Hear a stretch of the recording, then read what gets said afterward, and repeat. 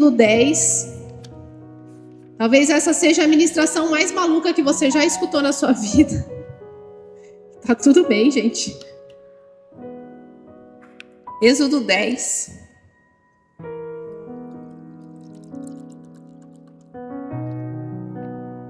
Êxodo 10, no versículo 1, fala assim: Disse, pois, Yahvé a Moisés: Vai ter com o faraó, porque lhe obstinei as entranhas e o coração dos seus conselheiros, a fim de que eu realize estes meus sinais portenhosos entre eles, para que narres ao teu filho e ao filho dos teus filhos como zombei do poder que havia no Egito, e como fiz milagres e maravilhas entre os egípcios, assim vós sabereis, eu sou Yahvé. No versículo 4 fala assim: Se vocês recusarem deixar partir o meu povo, eis que amanhã farei vir uma nuvem de gafanhotos sobre o teu território.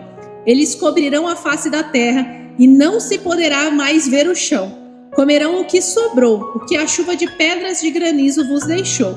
Comerão todas as vossas árvores que crescerem nos campos. Amém? Senhor, nós colocamos, Pai, essa palavra na tua presença. Eu te peço, Senhor, como o Senhor ministrou a minha vida, ministra a vida dos meus irmãos nessa noite. Traz, Senhor, o teu poder e a tua palavra sobre as nossas vidas, Pai, em nome de Jesus. Amém. Amém? Aqui nós estamos falando da 8ª praga, a praga dos gafanhotos. E é sobre os gafanhotos que eu quero falar nessa noite. Não é sobre a praga, é sobre o animal gafanhoto. Deus, ele falou para Moisés: vai lá falar com o faraó, que eu já mandei 7 pragas, essa vai ser a 8ª.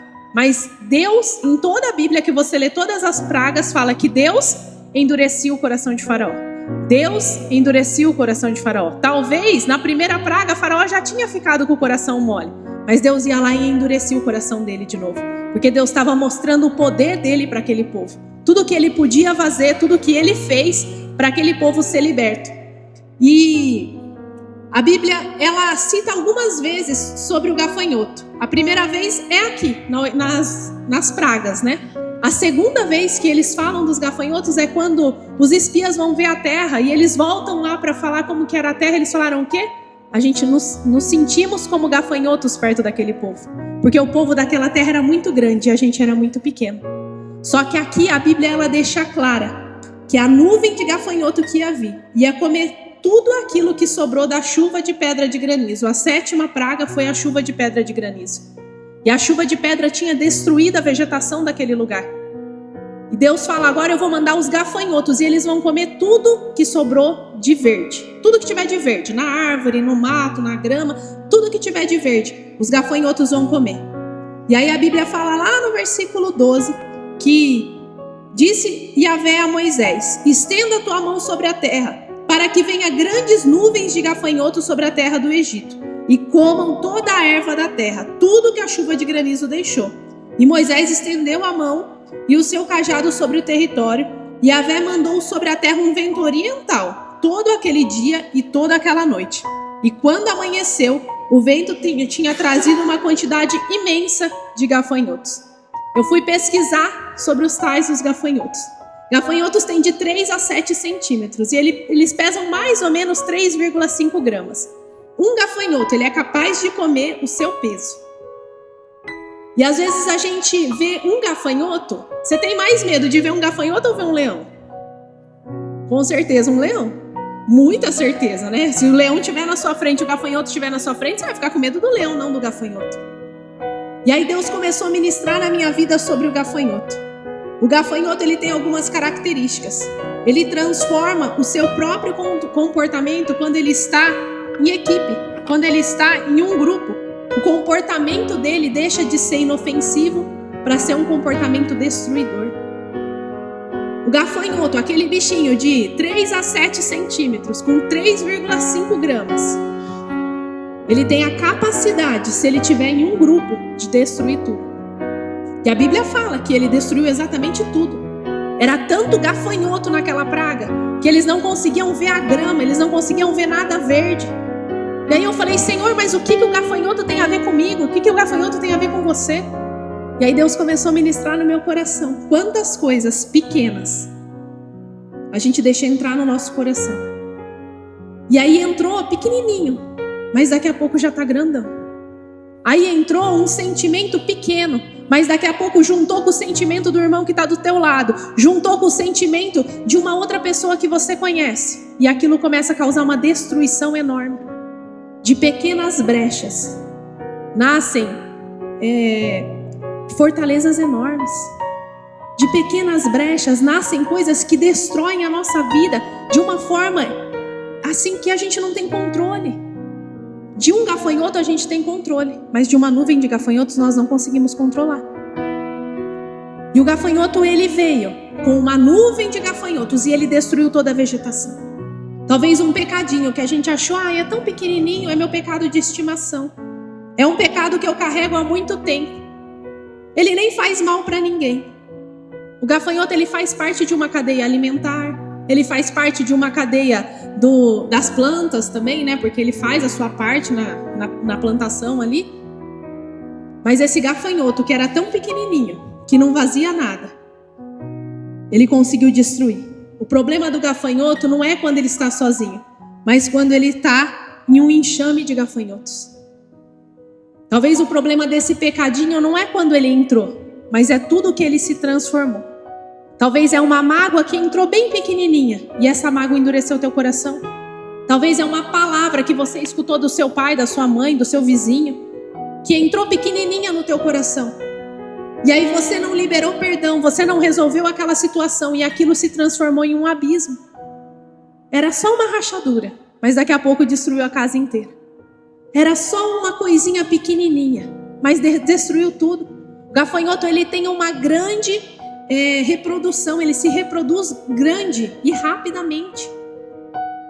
E aí talvez se a gente pegar um gafanhoto para ter de estimação, daqui a pouco a gente vai ter uma nuvem de gafanhotos. E esses gafanhotos vão trazer destruição para as nossas vidas. E aí uma outra vez que fala de gafanhoto na Bíblia, está lá em Joel. Joel, no capítulo 1, no versículo 4, fala assim: o que o gafanhoto cortador deixou, o gafanhoto peregrino comeu. O que o gafanhoto peregrino deixou, o gafanhoto devastador comeu. O que o gafanhoto devastador largou, o gafanhoto devorador comeu. Esse gafanhoto é o mesmo gafanhoto. São partes da vida dele, são momentos da sua reprodução. Que ele é o cortador, tem momentos que ele é o peregrino, tem momentos que ele é o devastador e tem momentos que ele é o devorador. E o que um gafanhoto não come, o outro come.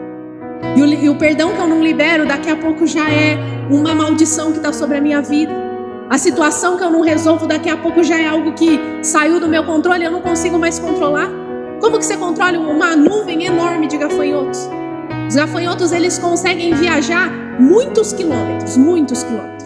E eles conseguem devastar quilômetros e quilômetros de coisa. De plantação, de mato, de verde, de árvore. E talvez nessa noite nós temos situações nas nossas vidas que estão crescendo no nosso coração. Nós temos gafanhotos que estão na nossa vida, comendo a nossa colheita, comendo aquilo que Deus plantou no nosso coração. São pequenas situações mal resolvidas. Eu sempre falo que ninguém tropeça numa montanha. É uma montanha enorme. Ou você sobe ela, ou você desce, ou você fica olhando para ela. Mas a gente tropeça no pedregulho, na pedrinha pequenininha que fica lá no chão. Aí você tropeça, dá aquele tropicada no dedo, misericórdia. Fica aquele negócio e fala: nossa, como eu consegui cair num negócio tão pequeno assim? Será que eu tô cego? Como um gafanhoto tão pequenininho, de 3 a 7 centímetros, com 3,5 gramas, consegue destruir uma plantação tão grande? Como uma situação mal resolvida consegue destruir a nossa promessa, consegue destruir o nosso coração, consegue destruir aquilo que Deus colocou na nossa vida. E em Joel ainda Deus, ele vai falar aqui, ó, Joel 2:25. Havereis de vos restituir os anos consumidos pelo gafanhoto migrador, pelo assolador, pelo destruidor e pelo cortador, o meu grande exército que mandei contra vós para castigar-vos. E esse exército de gafanhotos que vem para destruir, eles só vão ser vencidos. Em Joel 2, no versículo 12 fala: quando vocês se converterem a mim de todo o coração, com jejum, lamento e pranto, dilacerei o vosso coração e não as vossas vestes como de costume, e retornai com todo o vosso ser para Yahvé. Quando eu voltar para o Senhor, quando eu voltar para a primeira essência, quando eu voltar para o primeiro amor, quando eu voltar para aquilo que o Senhor tem para a minha vida, Deus ele vai restituir todos os anos que foram consumidos pelo gafanhoto. Talvez o gafanhoto hoje não é um animal, não é aquele animalzinho, né, verdinho, pequenininho. Talvez o gafanhoto hoje é uma situação que está dentro do meu coração, que está dentro do teu coração. Algo que não foi resolvido, algo que não foi fechado, algo que não foi cicatrizado como deveria ter sido cicatrizado. Porque as situações nos machucam, porque as situações trazem mágoas. Mas essa é a promessa do Senhor. Quando nós convertermos a Ele de todo o nosso coração, com jejum, com lamento e pranto, quando eu dilacerar o meu coração, quando eu abrir o meu coração, eu vou retornar com todo o meu ser para Yahvé. Ele vai restituir os anos que o gafanhoto tomou. Deus ele vai restituir aquilo que o gafanhoto comeu. Deus ele vai restituir aquilo que a situação mal resolvida trouxe como impedimento para a minha vida. Trouxe como destruição para a minha vida. Deus ele tem um novo começo. Deus ele tem um novo tempo. Deus ele tem algo sobrenatural para derramar nas nossas vidas. Porém, antes da promessa se cumprir, eu preciso voltar o meu coração ao Senhor. Deus tem restituição de tudo aquilo que foi consumido aos poucos. Pequenas brechas formam grandes abismos. Deus ele não quer que a gente só transforme o grande, né? Eu vou mudar o grande, o que todo mundo vê. Deus ele quer aquilo que está escondido, aquilo que ninguém humanamente vê, aquilo que ninguém humanamente sabe, aquilo que você leva talvez para o seu travesseiro, aquilo que você leva na sua mente, no seu coração durante todo o dia. É isso que Deus quer curar, é isso que Deus quer tratar nas nossas vidas nessa noite. Amém? Eu queria te convidar para a gente fazer uma oração, para que o Senhor, Ele cure em nós aquilo que o gafanhoto destruiu. Aquela mágoa, aquela falta de perdão, aquela situação mal resolvida.